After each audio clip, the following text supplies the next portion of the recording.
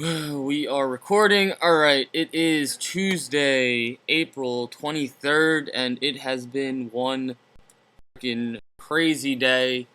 To start, I had mentioned that this morning I wasn't going to do any price targets for the SPY.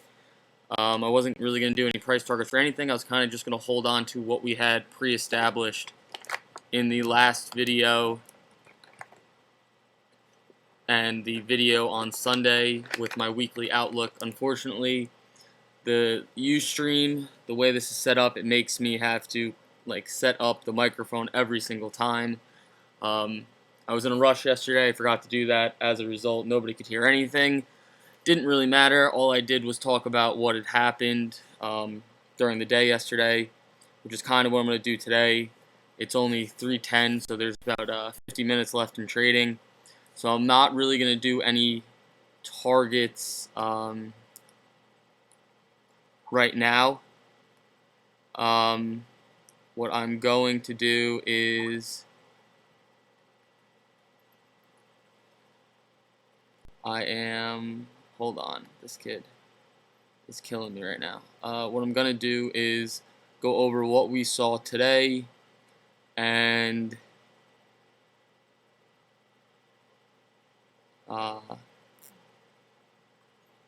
I really want to talk about this mini flash crash we had today and talk about what hit the targets, what didn't hit the targets, what I'm kind of expecting continuation on, where I think there might be a trend reversal. I do think there's one coming.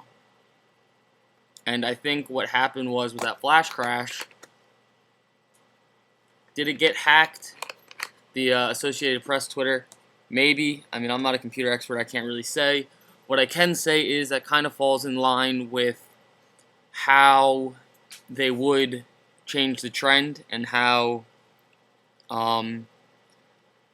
something like that would come about. Now, I've been kind of professing for the last couple weeks that they are going to kind of flush out this market. They're going to tank it, and for any of you that follow Elliott Wave or Gann Wave, you can kind of see that. I mean, theoretically, today's highs should hold. I mean, we might get a little move up into the 158s, but after that, I don't really expect much more. I'm kind of sitting on the side here that it's time to start looking for a little mini top for this leg up, and it's time to start trying to get a short on. So that's that. We had the flash crash or whatever. For those of you who play stops, I'm real sorry. I don't know why you play stops. I've been saying for quite some time now not to play stops. Only because stuff like this can happen. It does happen, and it happened today.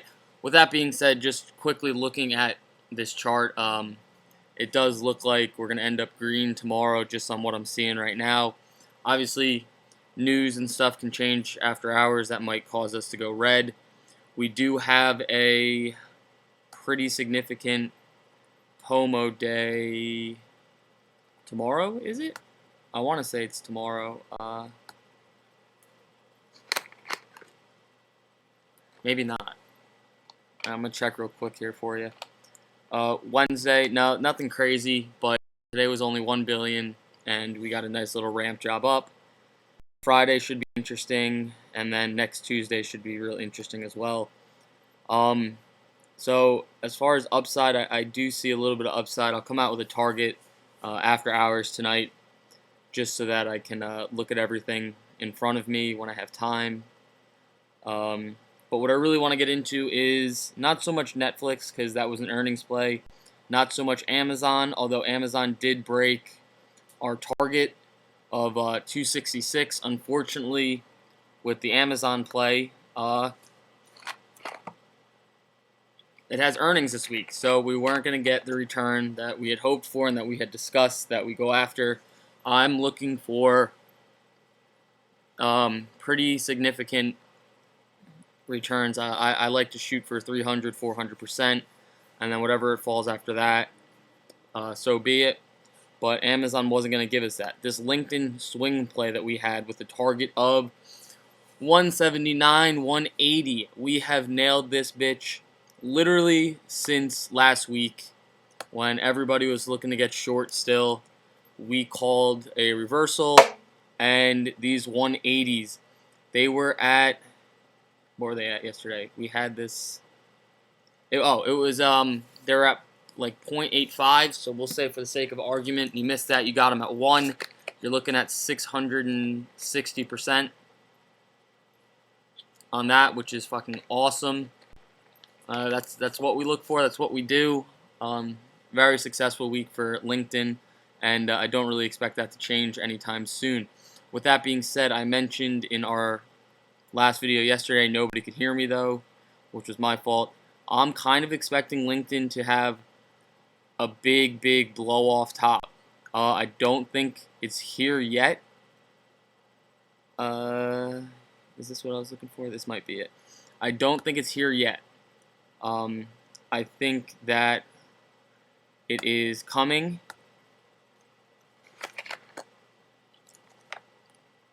And I think that actually it might be here. Unfortunately, it might actually be here, which sucks. With that being said, when it goes, it's gonna see 190s and much higher. It should theoretically land into the 200s. If that's the case, those 180s will end up being, I don't know, fucking 2,000%, something crazy like that, which is awesome. But we had that from the start, and that was a great play for us and those of you who followed. Google, I had a price target of what was it, 817. And if you caught the move yesterday at Lowe's, you would have gotten those Google 800s maybe for $1. I believe it was $1 and change. Those are now pretty deep in the money. I'm pretty sure that's a 10 bagger now, which is great. It's what we look for, like I said. Other than that, we had Goldman Sachs literally give me a heart attack all freaking day about this 143 target that I'd been professing for the last week and a half. Last week was jack shit, obviously. That was a premature call. But finally, this week's target of 143 got hit. Gave us a little bit more than we had bargained for by way of 143.39. Unfortunately, it was looking great before the flash crash. Flash crash happened, established a new high, and then just kind of trickled down with the rest of the market. This Lululemon has been an absolute stud. It's pulled, I want to say, like a $10, $12 move in the last 2 days, which is awesome. I know those went off for like over 1,000% return. Visa, really pissing me off, lagging behind a little bit. Didn't get to that price target of 166. Got to 165.51. I'm going to catch a lot of crap for this, but I'm going to take that as a success only because of what happened today and how the day kind of went out and how it's going to affect the week. So, I mean, yell at me if you want, tell me it didn't hit the target, but I'm taking that as a success only because of what happened. It looked great, and then the flash crash, so it is what it is. It still could get there. If we get a power hour ramp job, I don't expect it to anymore, or at least not today, but I'm pretty happy with the way that went down today. What I really want to talk about, though, is I play options. I really only play options unless I just expect premium. Like this Netflix move, I would have played the equity, or the stock rather, or that strangle we talked about. That strangle went off huge, but that's not important. But stops. A lot of people got burnt out today with these stops. I mean, you can look at the Visa. We looked at Amazon. Amazon got hit with these stops.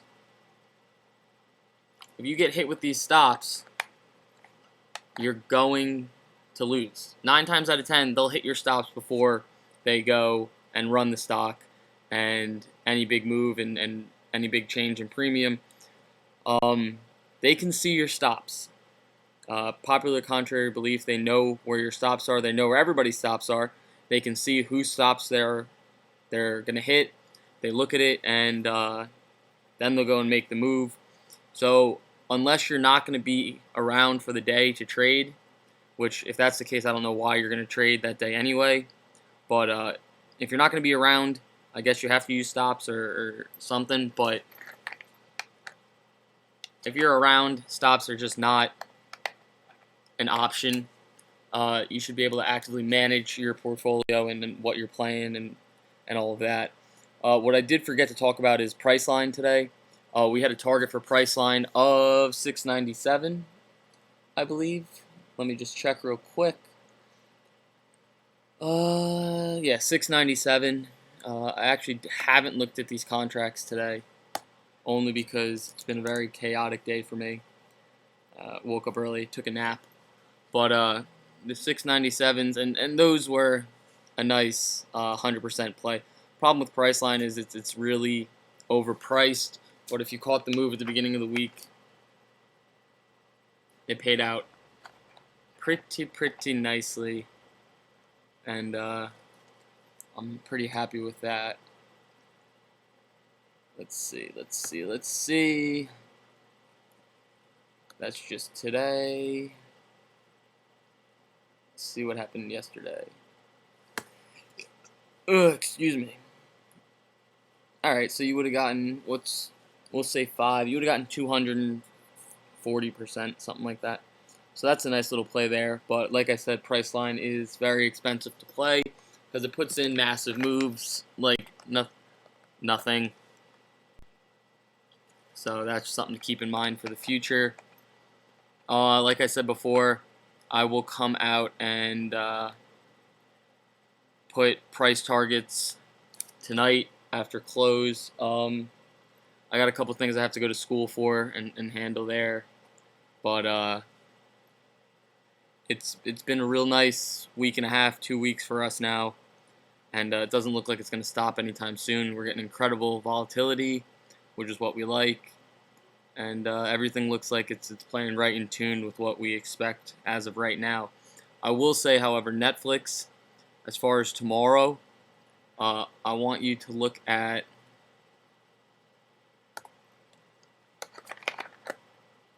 this. Okay? More importantly, I want you to look at this part right here. Oh, crap, that's a duty view of it. But, you know what? Let's get rid of these studies for you. This was the day, this was the gap up on the last earnings, obviously. This was the day that the gap up came into effect. This was the day after. Okay, it put in a huge $20, $30 move to the upside after this day, all right? Now what we're looking at here now, this is today. Okay, if it can get and close at around 217 and a half, 218, I think a nice risk play would be to assume that it's going to get another big push tomorrow.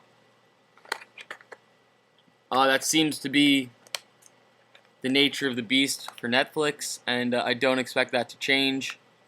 But trade at your own peril, I guess, the moral of the story. And again, I'll put up the price targets after hours today, and I'll see you guys tomorrow.